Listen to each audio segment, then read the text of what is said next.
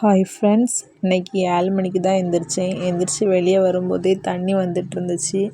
அதனால் உடனே தண்ணியெல்லாம் எடுக்க ஆரம்பிச்சிட்டேன். எடுத்துகிட்டு காஃபி போட்டு குடிச்சிட்டு தோசை தான் சுடலான்னு சொல்லிட்டு தோசை தான் சுட்டேன். இன்றைக்கி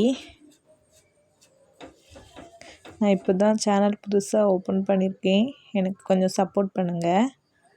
தோசைலாம் சுட்டுட்டு துணி கொஞ்சம் தான் இருந்துச்சு. அதனால் துணியெல்லாம் துவைச்சி எடுத்து வச்சுட்டு அப்புறமா குளிச்சுட்டு எடுத்துகிட்டு பிள்ளைய ஸ்கூலுக்கு விடலாம் அப்படின்னு சொல்லி கிளம்பிட்டேன். பிள்ளைய கொண்டு ஸ்கூலுக்கு விட்டுட்டு வந்துட்டு தான் சோறு பொங்கலான்னு சொல்லி சோறு பொங்கினேன். சோறு பொங்கி வெந்த பிறகு அடித்து எடுத்து வச்சுட்டுன்னு பாருங்கள். இப்படி தான் நான் எப்போவுமே சோறை கமத்தி வைப்பேன்.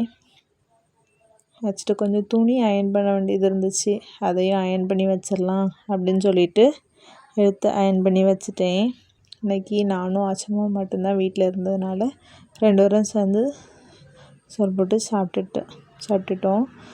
அப்புறமா மாமா வந்த உடனே பிள்ளைய கூப்பிட்டு வந்தாங்க. அப்புறமா டீ குடிச்சிட்டு பூ பறிக்கலாம் அப்படின்னு சொல்லிட்டு எங்கள் செடியில் உள்ள பூவெல்லாம் பறித்து கட்டி வச்சுட்டேன்.